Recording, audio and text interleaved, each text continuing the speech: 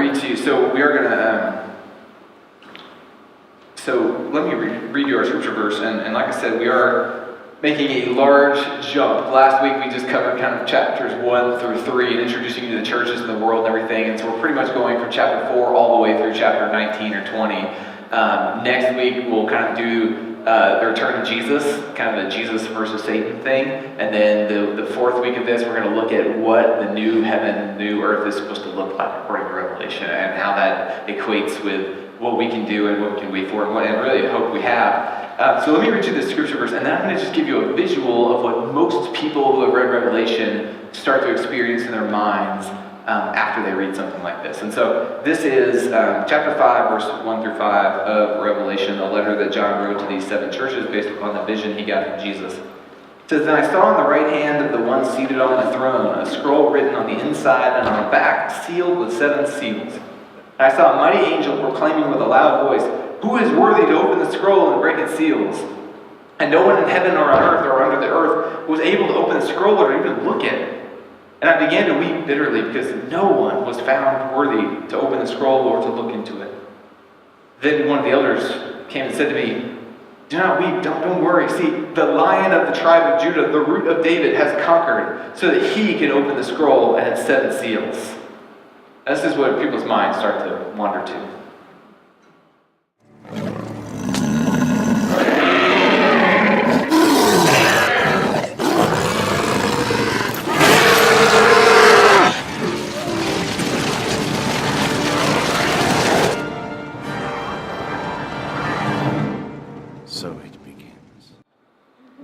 Is that an accurate depiction for those of you who have ever journeyed into some aspect of Revelation, that when you see that Jesus starts opening up these seals of God's holy plan written down, that no one has resisted, no one has been perfect enough to dive into the fullness of God's mystery, is what Revelation calls it. God's victory is called God's mystery because God wins through kind of unconventional circumstances, if you will. But then all this starts to happen in chapter 6 and 7 and 8 and 9. And I mean, what would in chapter 13, there's 200 million locusts clothed in body armor with teeth like lions and tails like scorpions who go and decimate a third of the earth, just to give your kids some nightmares tonight. And there's a dragon in chapter 12 that with one swipe of its tail knocks out a third of the stars. And if you're keeping score, that is 33 octillion stars by latest estimates. That's 33 with 29 zeros. That's a powerful dragon. There's a beast that comes about in Revelation 13 that has 7 heads with 10 horns, and one of those heads has a big gash in it and makes it look ugly. The other ones are pretty nice, and on the 10 horns are 10 diadems, which translates into modern-day tiaras. And so we have a beast who dresses like a princess, and we have, it said, have the body of a leopard with the teeth like a lion. And how do you know the beast in Revelation is always cold? Because it's got bare feet. Come on. I've been telling dad jokes all weekend long. And my kids appreciate it, so you get them too. But yeah, it said to have the feet of a bear as well. And so and that's just the bad guys, right? That's the dragon and the locusts and the beast, and then there's another beast on top of that with this number of 666 that we'll get to in a little bit. I mean, so that's just the weird stuff in the bad guys. I mean, you got to go over to the good guys, and you've got a woman who in chapter 12 as well, the same story with the dragon, a woman who's being chased and magically grows wings like eagles to escape into the wilderness. So we've got like the first X-Man person in biblical mythology, and then we've got 4 creatures at the very beginning of the heavenly worship. That we've got the 24 elders that are seated on thrones. It's the 12 tribes of Israel and the 12 apostles on thrones, and helping to do the judging and the enacting of God's final will. But you got 4 living creatures, and one said to look like an eagle, and one looks like an ox, and one looks like a human, and one looks like a lion. And it kind of represents all of creation. But they're said that they have eyes covering their entire front and their entire back. And so we learn that there are 4 mothers in heaven who can see behind them in all ways. And not only do they have eyes, all the lion and eagles and ox on the front and the back of their head, but it said that they have them on the outside and the inside. And so I'm not quite sure what the inside eyes are supposed to give us or tell us about that. But the good guys have some bizarre stuff going on too. And all the while there's trumpets and there's bowls being poured out and there's seals being broken. And there are women with wings flying away into the wilderness, and it's just this story with bizarre elements and bizarre characters. You can see why in 134 AD, St. Jerome commented on Revelation and said there are more mysteries in the letter of Revelation than there are words. But it comes back in Revelation 18 and says that the mystery of God will be revealed, and that means the victory of God. And that mystery isn't such a bad thing. Mystery leads us into a deeper rabbit hole of chasing down truth. Mystery leads us into seeing things that are not able to be expressed with common language and common words. We see a miraculous plan that goes against convention, that God is pointing us to, that is beyond what we can imagine, beyond what we could ever accomplish in and of ourselves. And ultimately that comes through the saving grace of Jesus, who is able to open the plan, who is able to enact the mystery through death and through resurrection and through our souls being saved through the blood of the Lamb, as Revelation would call it and would talk about. And so we see this message of hope and of good news with weird things on either side. In fact, both sides, the bad guys and the good guys, are given jerseys, if you will. One of them is the good guys are marked with what looks like an X. It's a Hebrew letter. It's the last letter in the Hebrew alphabet. It's called Tov. In ancient languages, they used to believe that each letter in their alphabet had a numerical value. It's called gematria. And Tov was the last letter. It equated to about 400. And if you had similar things added up to similar numerical values, that meant those words related to each other. And so Tov carried this weight of 400, which related to the word truth. And so the good guys are marked with this X on their forehead, this Tov on their forehead, that symbolizes they are walking in the truth. They're walking in the ways who said that they were the way, the truth, and the life of Jesus Christ, who said that he was the way, the truth, and the life. And so all the good guys are able to follow in the one who said in the Beatitudes, blessed are the meek, blessed are the peacemakers, blessed are the persecuted, blessed are those who hunger and thirst for righteousness. Those are the good guys over here. And the bad guys are marked with this number. And in Revelation 13, I believe it is, or 14, then one beast comes, or the dragon comes, and the first beast comes, and the second beast comes, and the second beast is this charismatic person, so draws people in, and everyone adopts this beast system of government, or system of entertainment, system of way of being, and you have to have the mark of the beast. It ends up being 666, which you've heard this before. Amtrak doesn't have train 666. They go from 665 to 667. It's kind of the way that hotels never have a floor 13. People associate this number with doom and despair and all sorts of things, and we call it the mark of the devil, or the mark of the beast is what it's called in Revelation. And I just want to let you know, I have a friend at Marquette University who's done some serious research on this, and he found out what 666 really means. It's Barney the Dinosaur,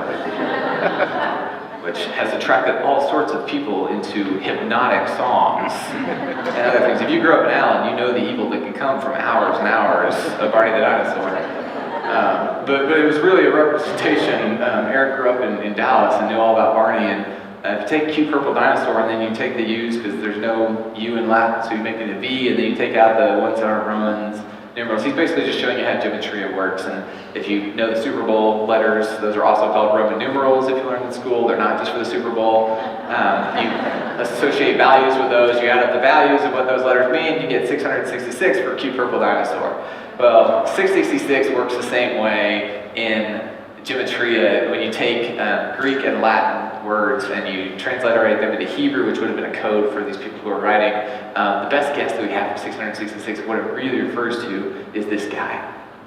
And this is Neron Caesar. Nero is his most popular called. He's not just a guy who opened up a pizza restaurant or called Little Caesars. He's the Roman emperor who is most associated with extravagance and most associated with decadence and taxing people, and Domitian, who is the emperor during the time of Revelation, is closely associated with the cult of Nero because of the decadence and the high tax rates and the persecution of Christians, and Nero said to be just a little bit crazy. And there's even this cultic myth that when Nero died, people said that he would come and rise again with another army to come in and rule Rome eternally. If you've heard a story like that before anywhere in faith that might be spoken out against. And so Nero is this cult figure that matches everything that Revelation is speaking about in terms of the beast and in terms of persecution. But also, just in our estimated guesses of this, are If you transliterate the Greek word into Hebrew, and the Latin words into Hebrew, they actually come up with different numbers. The Greek goes into 666, and the Hebrew and the Latin into Hebrew goes to 616. And so that little discrepancy might cause people to stumble, except for there are early documents that have the number of the beast as 616, and then there are slightly later versions that have 666. And so we actually see through that discrepancy that it's an overwhelming, it turns out that there's overwhelming evidence that through whatever language or another, they were talking about Nero as a symbolical leader. And this is the second beast. And what I want to do is kind of take us down this trail of the bad guys a little bit. The bad guys who, if we are given the mark of truth for how we resist and persevere and peacemake and are meek and humble, and we follow the way, the truth, and life, what is it that draws us to the other side? Why is Revelation even taking place? Why are all the prophets of the Old Testament even taking place? Why is it that we don't live in this idyllic garden where God walks with us? And why is it that we're not yet in Revelation 22 when God walks with us again and there's light and warmth and peace and no suffering and pain? Why is it that we live in a world in which words hurt? Why is it that we live in a world in which we're at war? Why is it that we have false nuclear threats in Hawaii? I mean, why do we live in this world? Why is it that we're drawn into these different things? And so Nero personifies this charismatic kind of beast leader. Someone who draws people into him. Someone who says that, hey, I'm the only one who can fix this. I'm the only one who can provide what you need. I'm the only one who will build lavish buildings for your pleasure and enjoyment. I'm the only one who's going to provide Roman bathhouses for your pleasure and enjoyment. I will provide you games to distract you from all the world outside of you. I will provide all the luxury wealth. We will be powerful if you come along with me. We've seen through history that Revelation doesn't just speak to history, it doesn't just speak to the future, it speaks to all of time as God is constantly revealing to us the inadequacies of certain leaders. I mean, Nero comes and demands to be worshipped, says, I am a Lord and God, I'm a King of Kings, kind of like Augustus Caesar we talked about last week, and starts printing coins with his head on them, the mark of the beast, if you will, right with these coins, and to have any economic interest or any political interest or any part in society, you've got to pay Caesar. You've got to tax, or you've got to put the mark of the beast down and say, I'm part of this.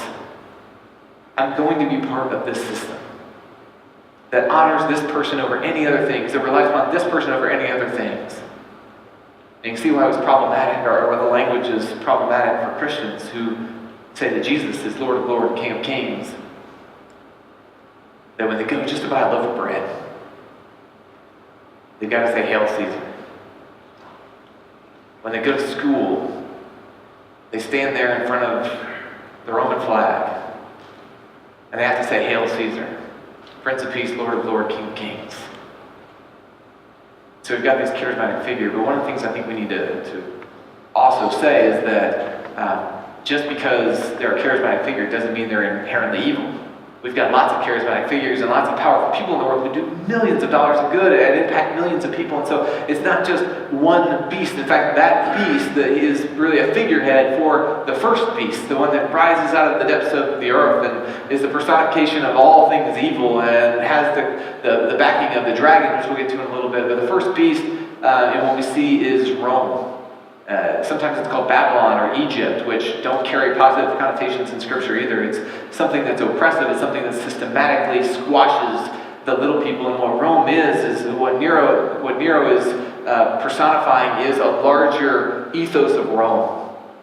And Rome throughout history, one of the downfalls of Rome in 495 AD is that they just got too big for their britches. You know, once you go to a 2,500 square foot house, it's really hard to go back to that 2-bedroom apartment, isn't it? Once you start shopping at Whole Foods, it's really hard to go back to Albertsons. Once you moved into the first deck in the Rangers game, it's really hard to go sit in the cheap seats, isn't it? Once you've reached a certain status of life, once you've felt like you needed to get more to be happy, it's really hard to scale back to that level of meekness. it's really hard to pull things back. And in Rome, after Julius Caesar had already kind of grown a little bit, but Julius Caesar came in and he was a god on earth. And so if you're a god on earth, obviously you deserve and demand all the respect of the subjects around you. And once you start receiving that amount of adulation, well, it just never grows to be enough. And so you have to go get more adulation. So you go conquer more people. And that wealth comes in. You're able to build luxurious coliseums and bathhouses and palaces until you run out of that money. And so you got to go conquer somebody else to get more adulation, more slaves, and more money. And once you spend all that, you got to go conquer somebody else and get more adulation, more praise, and more money, and everything as you can. And once you reach a certain threshold, it's just never enough. There are studies that show that there's some salary threshold of like $54,000, I think it is, maybe $58,000, and it's enough to provide for your basic needs, right? Because if you're struggling, if you've ever lost a job, you don't know where that income's going to be, it's really depressing, and it's sad, it's hard, and so there is real happiness issues below this threshold of, do I know where my next meal is going to come? Can I provide for my kids? Can I have a house? But then you reach a certain salary threshold, and I think it was Harvard or Stanford that did this study of, once you reach what you can afford a comfortable life, a two-bedroom house over by Reed, if you will. Once you reach this threshold, nothing else makes you happier. It buys you a Lamborghini or a $10 million house or anything like that. It buys you more and more and more. But what they found is that once you reach your comfort level, once you reach where you have all your needs built, that everything else just drives you deeper into want. It's kind of like when you bought your dream home, 3,600 square feet with a media room and a pool. And then you realize you never played with your kids anymore because you were sweeping the darn pool of leaves all the time. You have to clean in more nooks and crannies. And so what do? You do anything you can to keep that house because that was the dream. And so you go get a cleaning person, which is an acceptable thing to do. But then you got to work more to afford the cleaning person. And then you realize that you're losing that income that you used to have, so you work more. And then you realize you're still not playing with your kids. So Rome reaches this threshold where they just can't ever be satiated. That in order for their economy to go, in order for the political power to happen, they've always constantly got to be growing. They've got to be at war. They've got to be enslaving other people. And that just feeds the beasts, if you will. It feeds the beasts to where all of a sudden, what was called the Pax Romana, which is an ironic way, it was the Roman peace. It was what we talked about last week, the Augustus Caesar military campaign to create peace by killing everybody else, which is a very odd way of achieving peace. Peace by mutual destruction, I suppose. Right, all of a sudden, that's just not enough anymore. That we don't have the latest and greatest, so we've got to go conquer somebody else. And there's only so much that you can do before you just absolutely lose your soul and lose who you are. And so the first beast is this personification of Rome where it's just eating everything around it.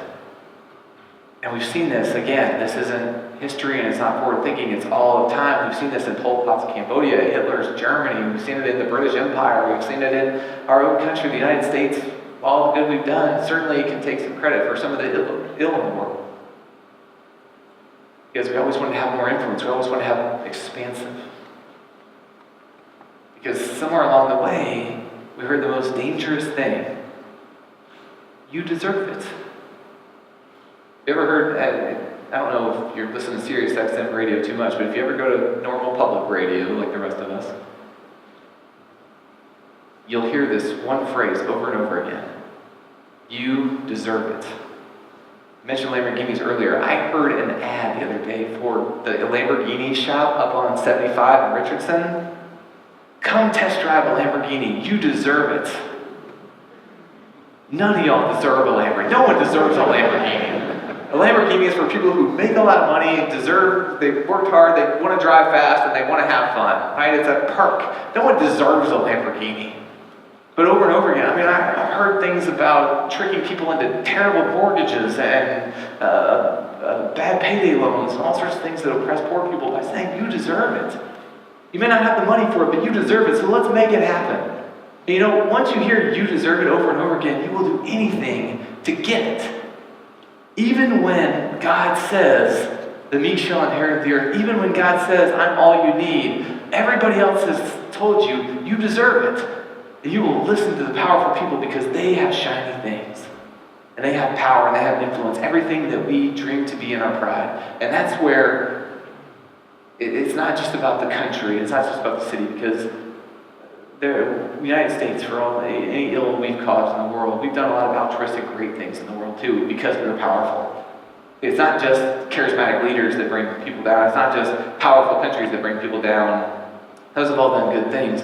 Revelation points to something that drives us deeper behind all of that. It's the one who's sitting there saying, you deserve it. And it's the dragon in Revelation 12, which is kind of known as Satan. We'll talk a little bit more about Satan versus Jesus next week. I mean, if you've heard any mythology or any Christian words whatsoever, you pretty much know he's not a good dude. There's a story in Revelation 12 where he tries to kill Jesus as soon as Jesus is born and fails in that and gets thrown out of heaven to earth. And so we get the leftovers down here and tries to kill Jesus again here on earth and fails and gets pretty ticked off that he's failed so much, so he starts persecuting Jesus' followers. What it really is it's the Star Wars prequel, if you will. It's the prehistory after you've already told the initial story of going back and saying, this is why we're getting tormented. We're getting tormented. We are getting oppressed by this huge system, the huge beast that constantly is telling us we want more, the huge beast that is actually taking money from us and taking land from us to feed itself, the beast of Rome. We're getting tormented because behind Rome is the spiritual force of wickedness. And it's constantly whispering in the bad guys' ears. People have 666 on their wrists or on their forehead saying, you deserve it. You're more important than everybody else. Whatever you have to do to get to where you deserve to be, do that. And over on the other side, the good guys are hearing, but I'll die for you. We've got this dichotomy set up to where we have to choose in between the X's and the 666s, the Team X or Team 666, with one side telling us that I will do everything I can. Right? Whenever we hear spiritual warfare, we always think about these angels and demons poking on each other, and C.S. Lewis captures it more masterfully than that in the Screwtape Letters. C.S. Lewis captures that it's not somebody with a pitchfork tormenting you at all. It's this voice inside of us that says, she's not good enough for you. You should dump her. That job's not good enough for you. You should be the boss. You deserve all the money in the world. Go take it.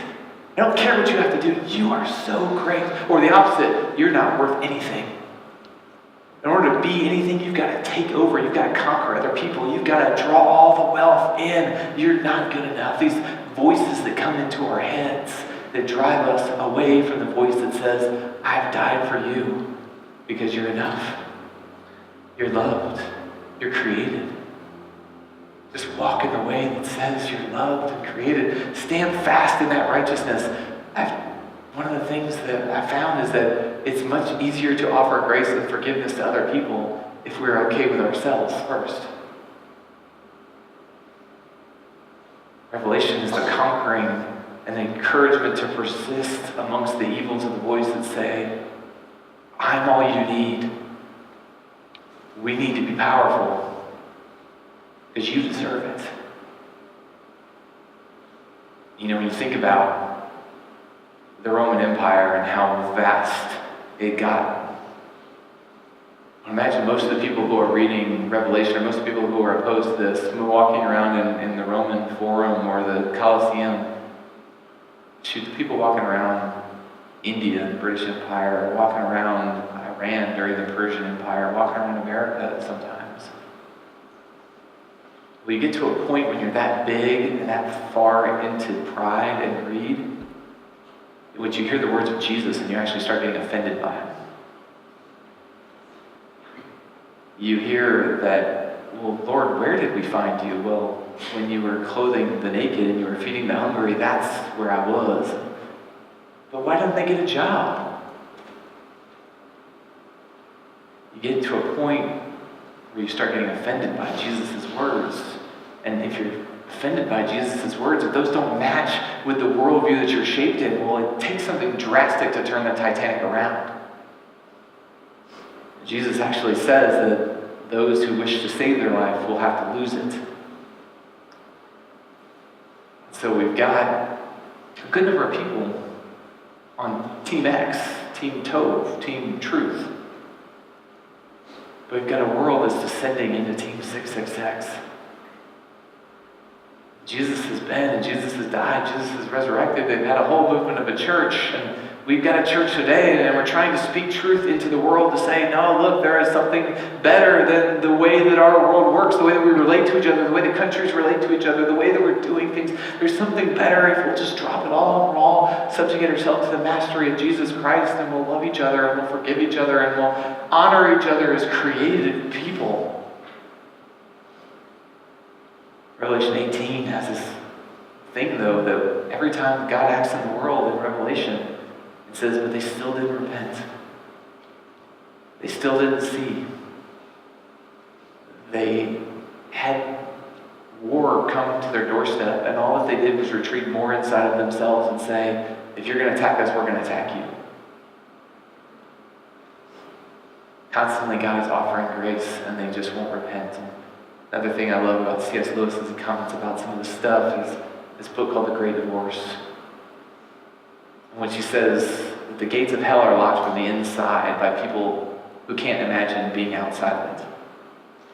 That when they go up to heaven and they see what this world looks like, where we live amongst God and we live amongst each other in peace, that they can't handle it because it's not about them, because so long they've heard, you're most important and you deserve it.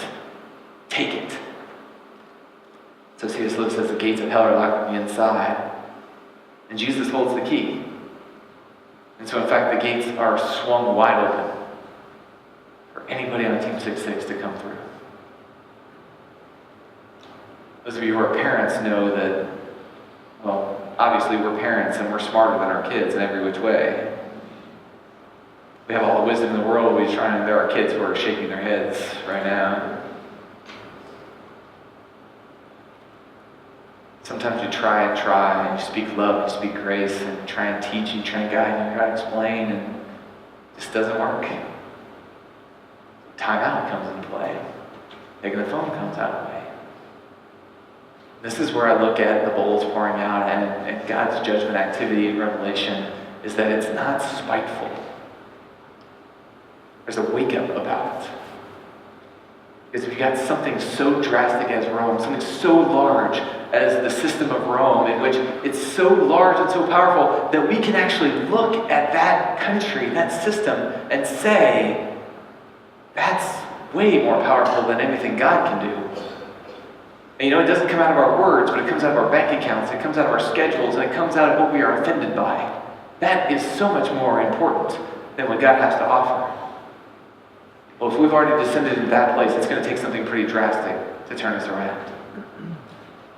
And so we see God's judgment come into the world. Now let me take the edge off a little bit here, because I'm assuming somebody in their mind is thinking Zeus throwing lightning bolts down at people on the ground. If you've ever, said, oh, I'm not going to stand too close to you because God's going to strike you with a lightning bolt, get that out of your mind. Right, let's go back to Revelation 6 when this all begins and they open the first seal and the four horsemen of the apocalypse. You've heard this phrase for Notre Dame fans, those aren't running backs. The white horse comes, and it's very obviously Jesus. And while the beast received the tiara the princess had, the white rider, the horse on the white, the rider on the white horse, Jesus, receives the olive branch crown. It's a crown of victory. It's what athletes are given, or our kings are given after they complete victory. And so from the very beginning, Jesus is assured victory in his riding. And so he comes down. Now, if you've got a peace that's based upon fear, if you've got a peace that's based upon mutual fear, and that I have to fall in line with Augustus Caesar, I have to fall in line with Nero, I have to fall in line with Domitian in order for me to be okay and the world to work the way that it does, and then all of a sudden, this presence comes into the world, God in human form, that says, you are enough without this. You are enough because I love you. And that starts to upset the apple cart a little bit. Well, we talked about last week, when powerful people have the apple cart upset on them, how do they usually react? Blood, sweat, and tears. And so Jesus comes into the world. What's the reaction? War follows after it. War follows after it because the apple cart's upset. What's the third rider? The third rider is famine, because war brings famine. You got to take all the supplies out of the city and take it to the front lines to be able to satiate all the troops and to satisfy all that. So famine comes after it. And then pestilence, illness comes because they're not properly nourished. And so one of the things we start to see next, it's allowing us to keep going on the way down, because God's blessed us with the opportunity of free will. And we can't love without free will. And so a lot of the judgments you read about in Revelation, the author of Revelation, even like the beast, is allowed to do things. There's about passive language. God controls everything. God has ultimate control of everything. And so God ultimately has control of letting us destroy ourselves. But the grace comes in, and then with every trumpet sounded and every bowl poured out, there's constantly this Jonah call for a revival, constant call for repentance to say, look, just turn to the ethic of the truth. Realize that the economic systems of your world, the political systems of your world, the wars of your world, the weapons you usually fight with aren't working.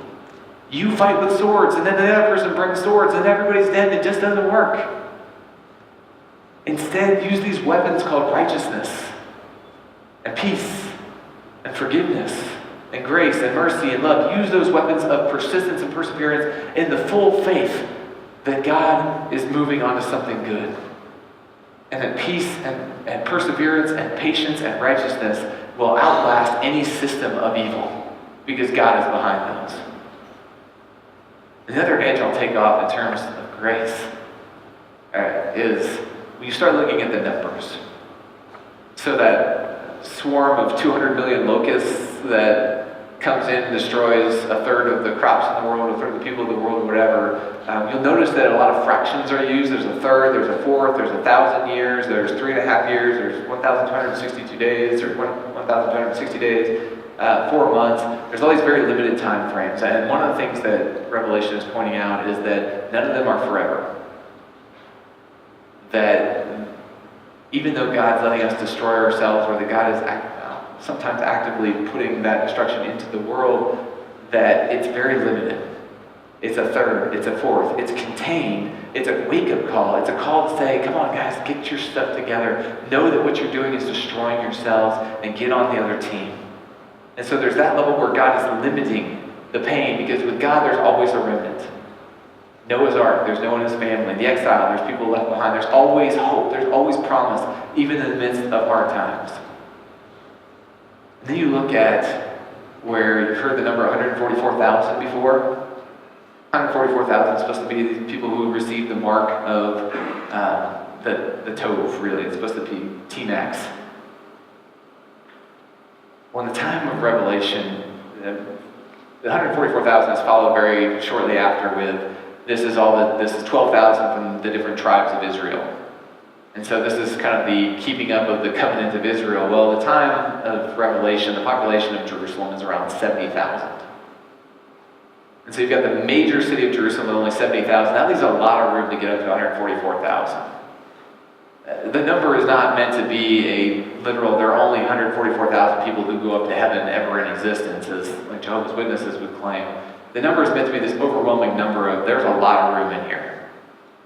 There's a lot of room for grace. There's a lot of room because God's love is so overwhelming. And then after the Jewish part of the 144,000, we get this great imagery of John seeing the Jewish 144,000 and thinking, wow, this is pretty powerful and amazing. But then over the hill come people of all nations and tribes and languages and ethnicities, people he's never even heard of before, come over, and they're all holding hands with the Lamb, because all of a sudden the gates of heaven are open wide for anybody and everybody, whereas it used to be limited at one point to the Jews.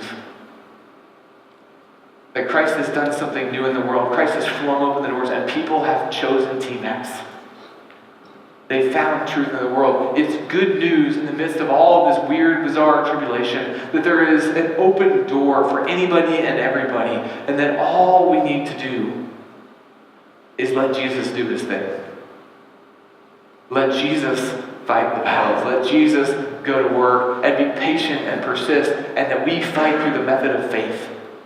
We fight through the method of patience. We fight through the method of righteousness. We fight through the method of trust in knowing that at the end Jesus wins, and that we are a part of bringing good into the world rather than succumbing to Team 666 and the violence and pride and greed that just begats more of that.